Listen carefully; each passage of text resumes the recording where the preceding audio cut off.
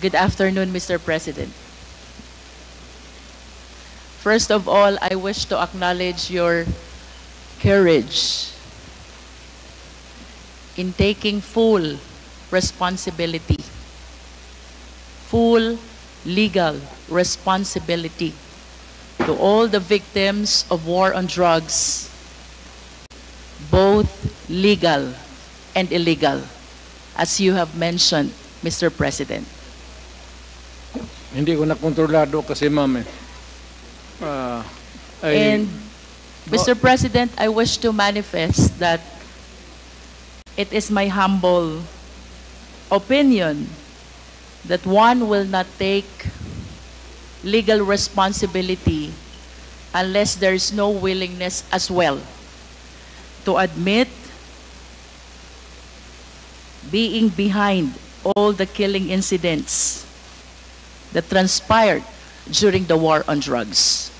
It is therefore the humble submission of this representation, Mr. Chair, that with that statement coming from the former president, he acknowledges that all the killing incidents during the war on drugs spring from his order to kill drug personalities. That is a manifestation, Mr. Chair. Mr. Chair, I understand that the resource speaker, the former president, is a lawyer. Mr. President, may I request that you educate the Filipino people, and I am certain that you understand what conspiracy theory is all about. Please educate us, Mr. President.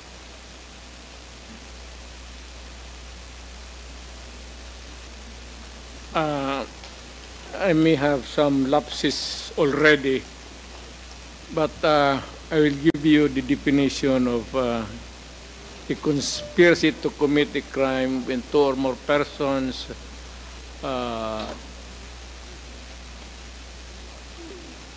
decide or discuss to commit a crime and actually do it.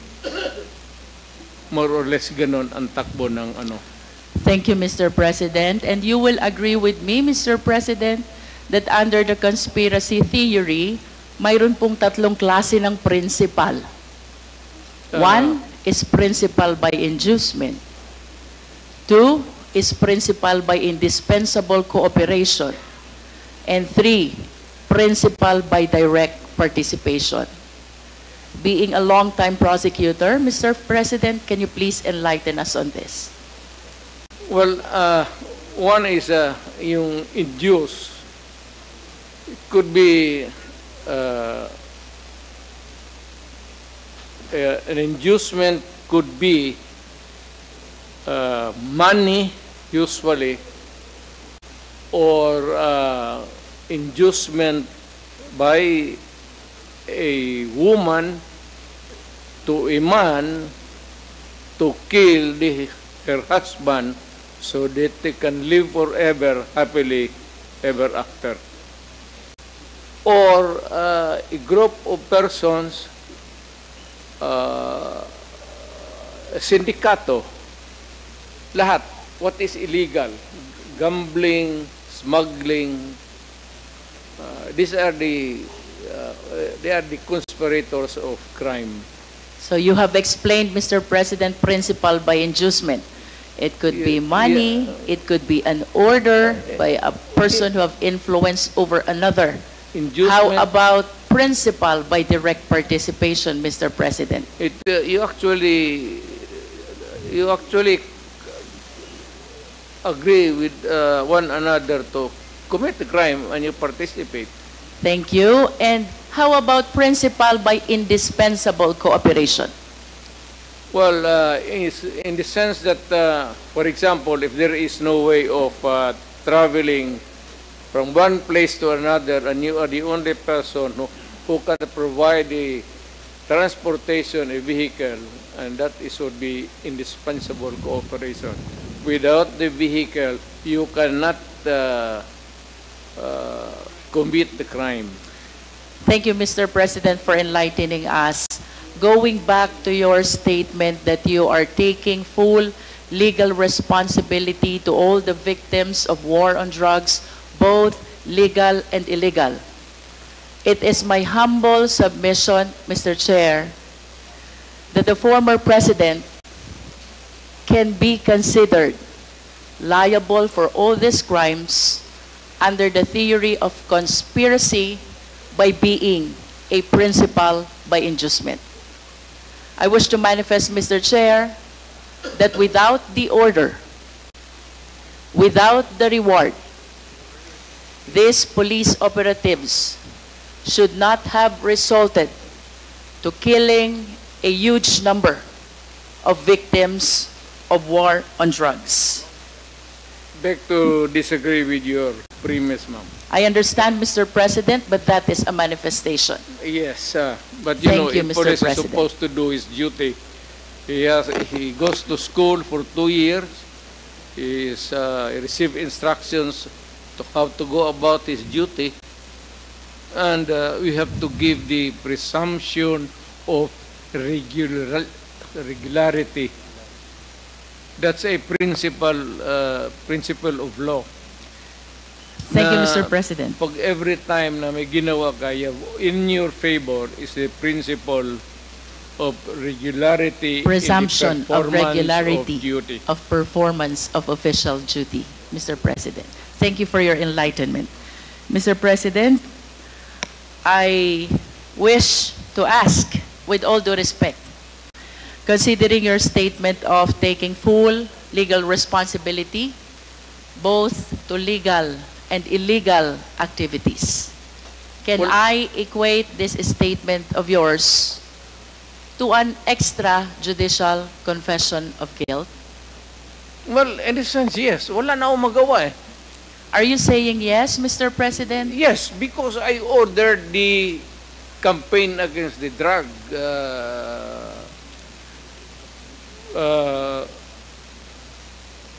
syndicates. At kung anong ginawa nila, whether illegal or not, it was ako ang nag-utos. In that sense, I take that responsibility of their actions. Wala akong magawa eh. Commander ako, nag-utos ako. Puntahan ninyo yan. Eh, just like a commander, or not a military, police, iutusan mo. Pag may nangyari dyan, magkabulyaso, whether right or wrong, iyo yan. Iyo talaga yan. Kung hindi ka naman bobo na mayor, hindi mo iwanan yung tao na inutusan mo. Unless yung pumunta doon, inutusan mo mag-operate ng illegal gambling or mga droga, tapos nag-rape, kung anong ginagawa na kabalastugan, ako na mismo ang papatay, hindi na kailangan na hintayin mo pa. Mr. President, earlier, you conformed to my statement that I can equate your statement of taking full legal responsibility as an extrajudicial confession of guilt. You said yes to that. Yeah. Indeed, No, I'm just reiterating the question, Mr. President. It's not about guilt or a wrong.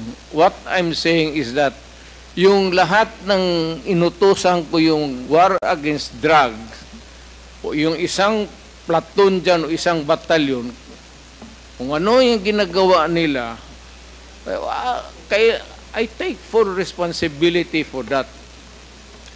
Mr. President, you are surrounded by, I believe, 4 lawyers. Hindi ko na kailangan, ma'am. Because I can you are a take lawyer I can yourself. take of myself. I can take care of Yes. myself. And of course, you understand the elements of an extrajudicial confession. Yes. You confirm that you are of sound mind.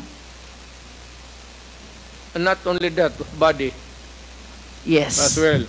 You confirm that your statement is voluntary. Yes. And of course, you confirm that you understand the consequences of your extrajudicial confession.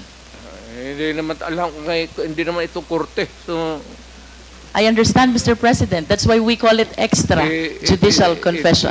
It is not a confession, it is a statement coming from the mouth of a mayor or a president at that time. It is not a confession. You are characterizing the word. Mali, ma'am. Do not characterize that as a wrong. Mr. President, Policy yan. the only one that is missing among these elements is that it should be in writing. What? And my question will be, will you be willing to translate into writing the statement that you earlier said? Hindi na nga ako marunong, yung pirma ko noon, hindi na nga pirma ko ngayon. But of course, you have a lawyers to help and assist you. Prepare this written document. Hindi ko na kailangan yan. Babait ko pa writing dito na ngayon. It's documented by the records here. Magtanong na kayo na magtanong. Ano? Anong gusto mong tanongin? Criminal? Mr. President, I wish to proceed to my next question. Do you know Laod firing range? Do you know? Alam niyo po ba yung Laod firing range? So, hindi. Do you know? Nalalaman niyo po ba kung ano o Tao yan, saan yung Laod firing range? Doon ako napapractice magbarel para pumatay ng tao. Thank you. Nagpa-practice po kayong bumaril para pumatay ng tao. And alam nyo din po ba yung Laod Quarry? Hindi ko na negosyo yan, ma'am. Yung firing range, ha? But at least you are aware that Laod firing range is situated in the Laod Quarry, within the premises and compound of Laod Quarry. Siguro.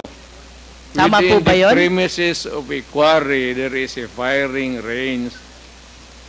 Do you confirm that, Mr. President? That should be the question. Do you know Ben Laod? Yes, I think so. Who is Ben Laod? Si policeman. He's a policeman. He owns the land He owns the land. where the firing range is located.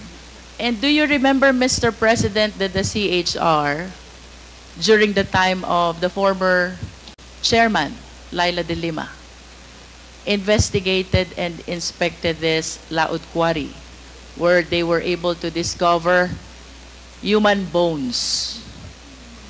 Are you aware of that?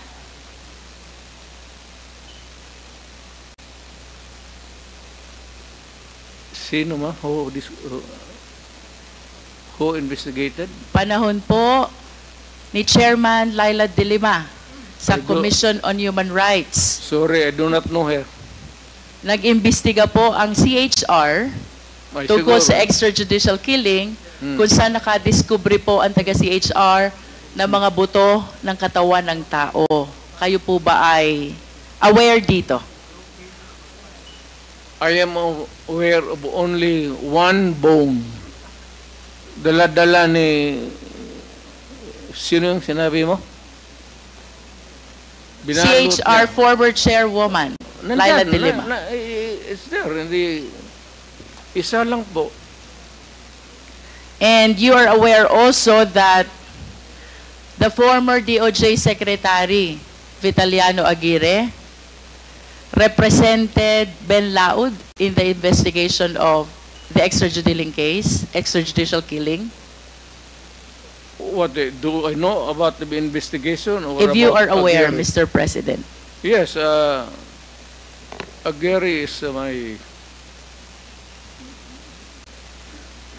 Are you associated? Of course, you are associated to Vitaliano Aguirre as a matter of fact. Is my...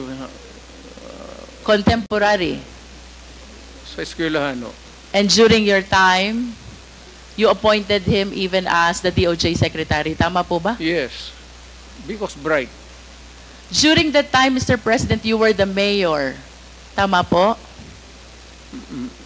Mayor of Davao City. No, I cannot appoint a secretary.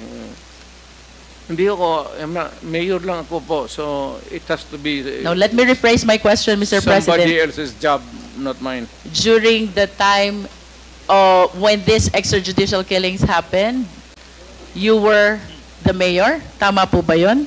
Well, not only during my time as mayor. Was there any point in time, Mr. President, na pinaimbestigahan niyo po itong mga buto ng tao na nakita sa Laod Quarry? Dala nga ni, sino yun? Hindi yun nag-imbestiga doon. The CHR, Mr. President. Oh, si CHR. Kayo po ba'y nagpa-imbestiga? Even during your time as mayor or during your time as president, pinaimbestigahan niyo po ba itong mga buto na nakita sa Laod Quarry? Bakit ako mag-imbestiga ng mga buto dyan na maraming buto ng tao na... So you did not initiate any investigation? Of course.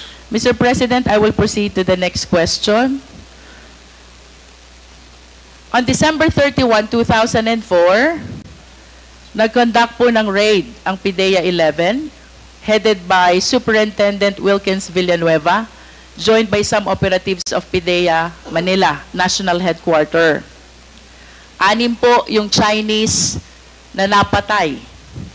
But in addition to this Chinese, a certain SPO4, Val Carillo, apprehended Alan C. along with 10 other companions.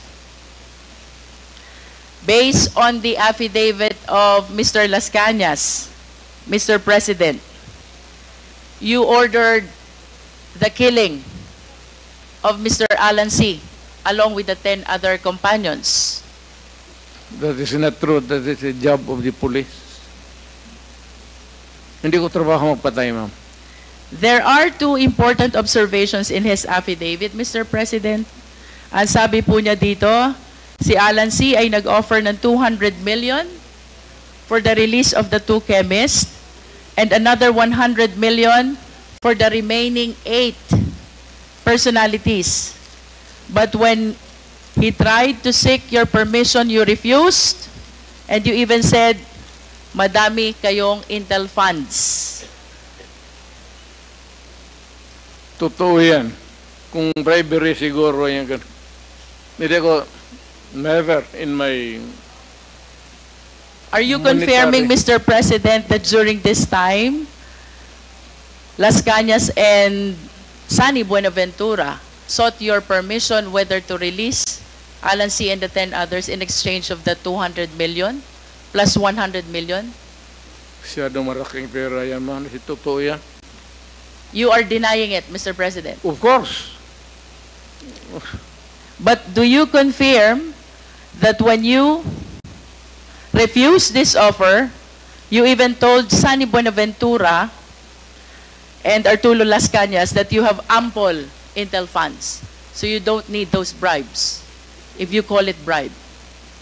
I do not remember making a statement like that. But money for operations against crime, malaki ang funding ng Davao City. Another important observation, Mr. President, these 11 personalities were asked as to the whereabouts of their passport. Alan C. said that his passport was taken by the operatives, while the 10 others, ang sabi po nila, hawak ng employer nila. And the employer was named as Michael Yang. What can you say about this?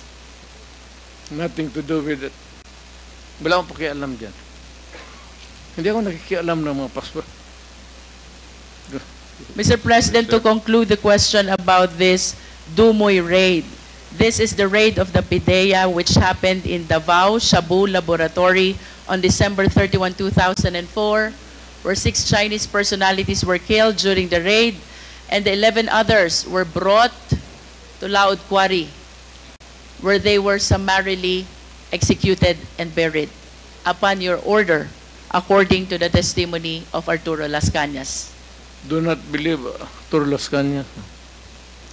Let me proceed to Binubula the ka lang yan. next question, Mr. President. In 1993, Mr. President, binomba po itong St. Peter's Cathedral in Davao City where 7 died. Naalala niyo po ba ito? And according to Point of Arturo order, Las Cañas, Mr. Chair, point of order. What was the I would like rule to that was find not- out excuse me, if Attorney Delgra is coaching the President, because she has been whispering in the ears of the former President. What to find out? Attorney Delgra, please refrain from coaching. The President is able to answer all these questions being asked He's of him. advising me And about my you're legal only rights. limited to advising Legal your client rights. with his rights. Nothing more, nothing less. He's I a hope lawyer. you follow the rule, Attorney Delgra. Please He does- proceed. He does not have to coach me. I know how to answer. Mr. Chair, 1993, binomba po ang St. Peter's Cathedral, Davao City, where 7 died. Nalala niyo po ba ito, Mr. President? Yung simbahan, ma'am. Opo, St. Peter's Cathedral in Davao Yes, ma'am. City. At sangayon po kay Arturo Las Cañas, kayo ay galit na galit sa pangyayaring ito. Sinong hindi magalit, ma'am? At dahil po sa inyong mahigpit na galit, ay inorderan nyo po itong sina Las Cañas na bombahin ang mga moske kasama po ang Kamamara Mosque at Bancorehan Mosque. What can you say about this? Crazy, ma'am. Do you know that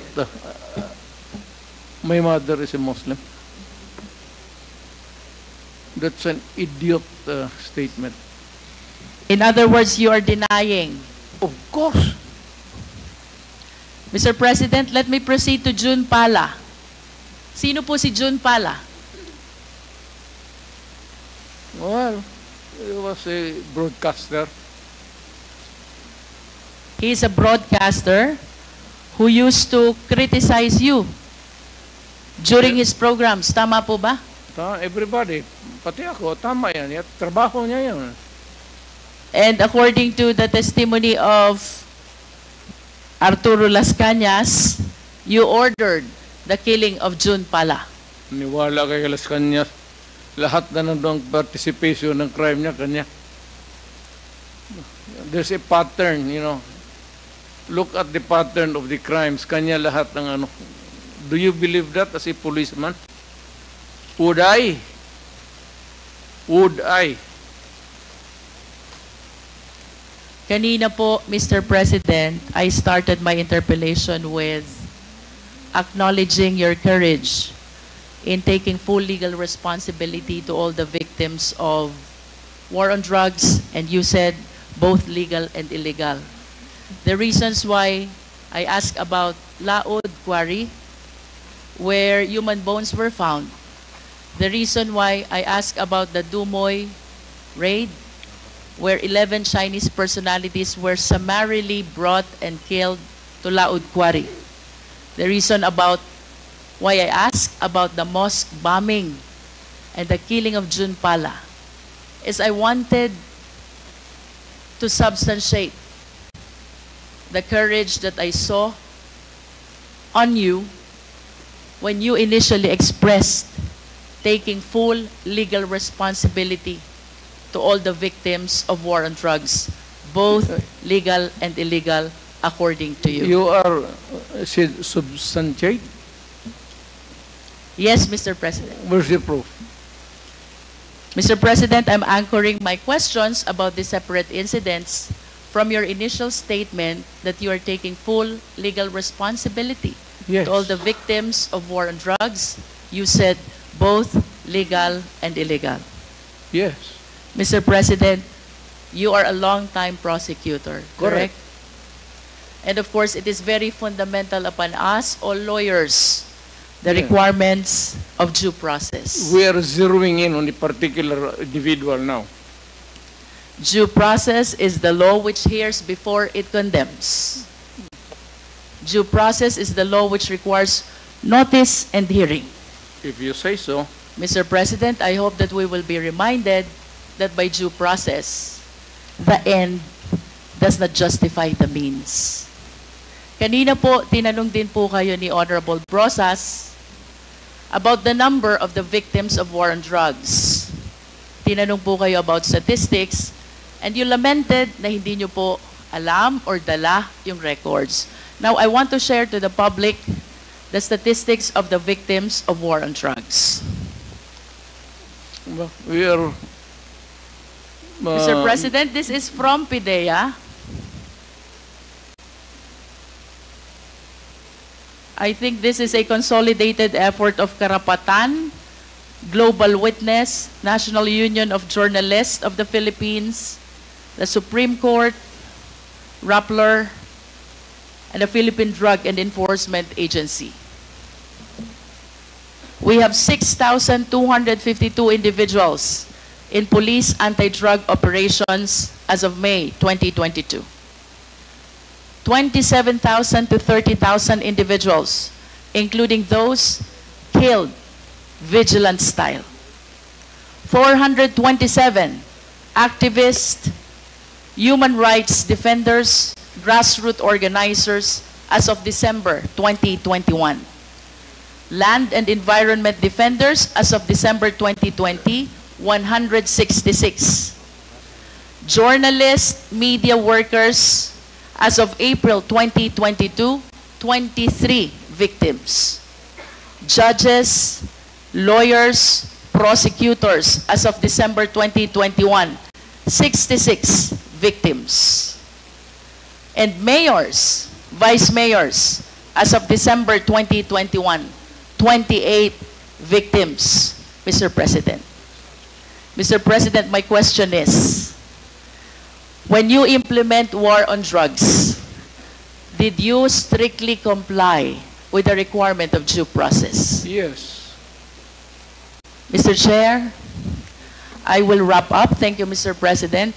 Mr. Chair, it is my humble submission that contrary to the answer of the former President, I humbly believe that the former President and his war on drugs never complied with the requirements of due process.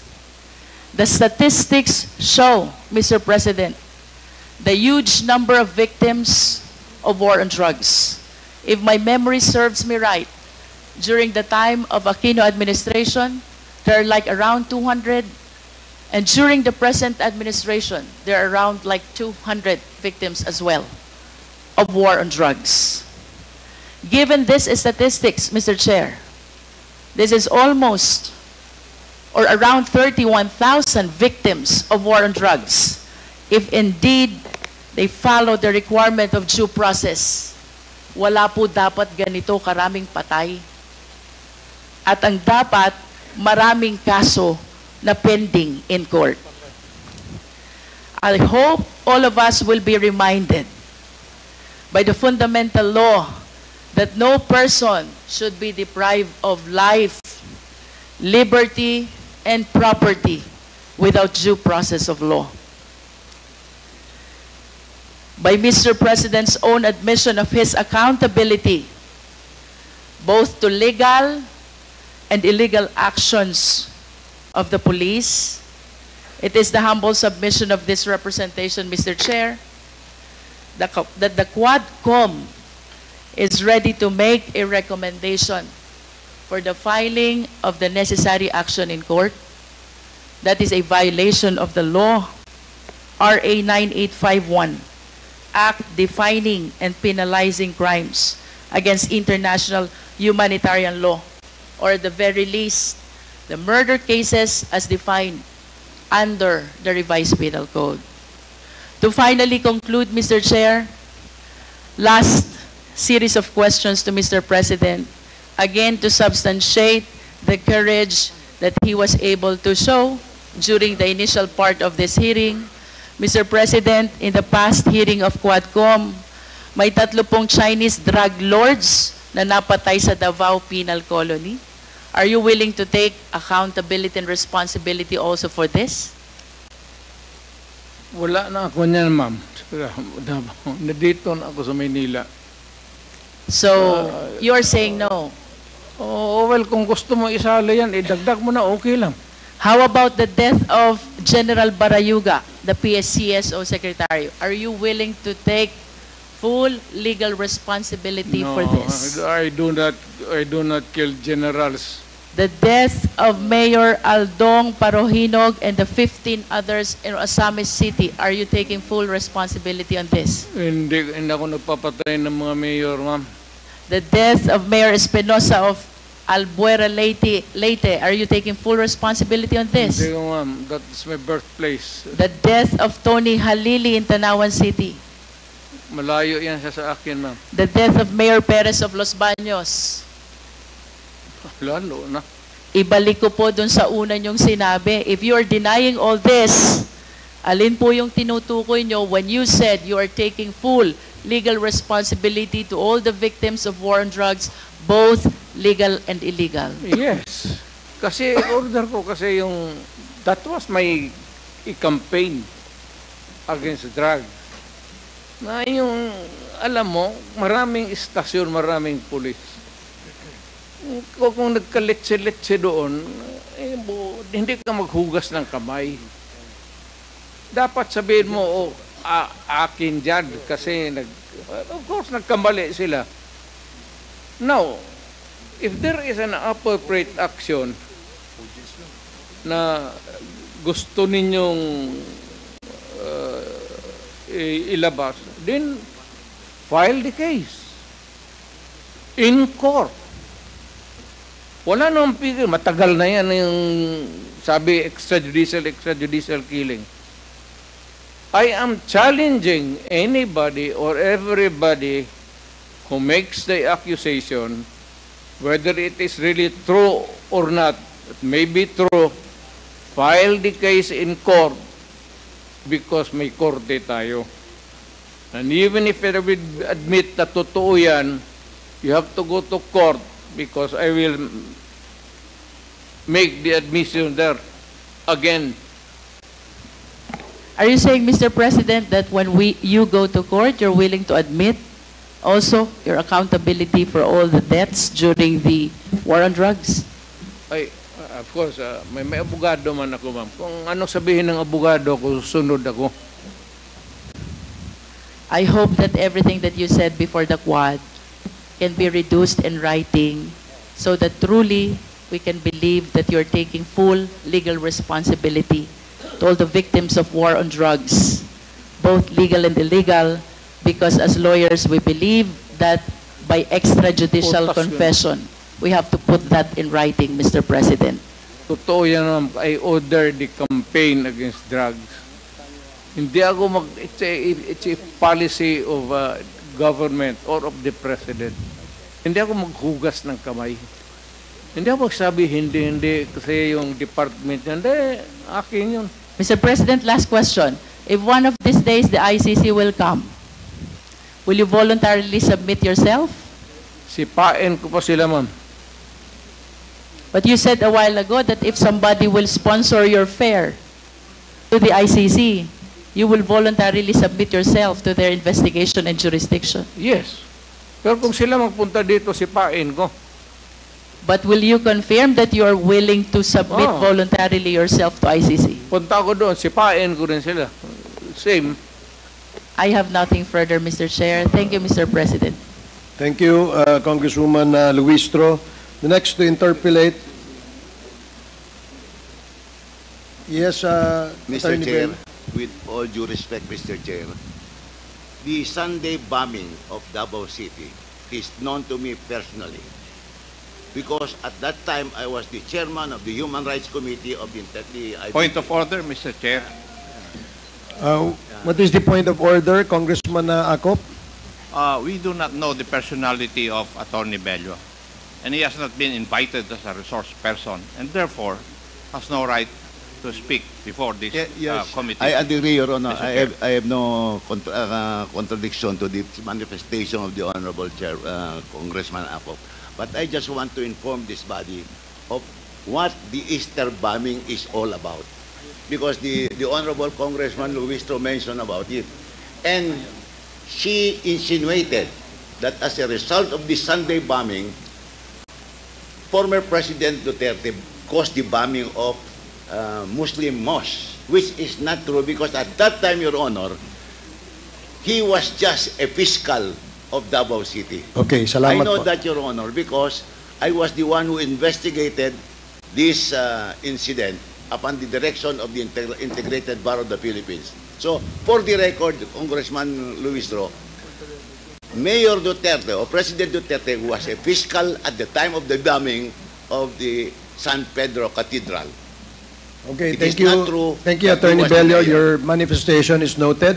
Thank you Mr. very Chair, much, Your Honor. Mr. Thank you Chair. very Thank you. So, I have a 19-second video of the interview of the former president about the Dumoy bombing.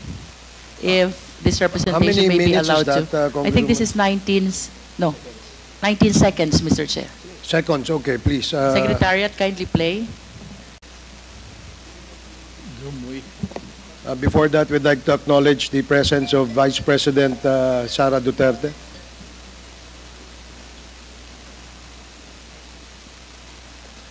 Secretariat, can you please play the video?